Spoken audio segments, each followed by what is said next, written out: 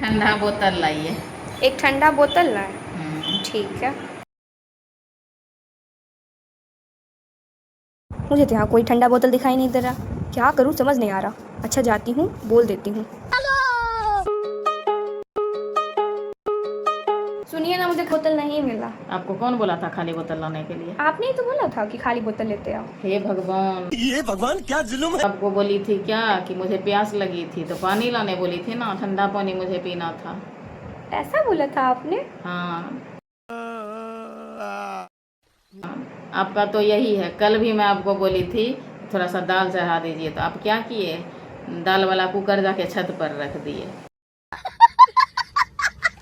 ऐसे नमूने बच्चे हैं मेरे घर में, बाप रे बाप। कहाँ से आते हैं? आप लोगों के घर में भी ऐसे नमूने बच्चे हैं तो कमेंट करके ज़रूर बताइए।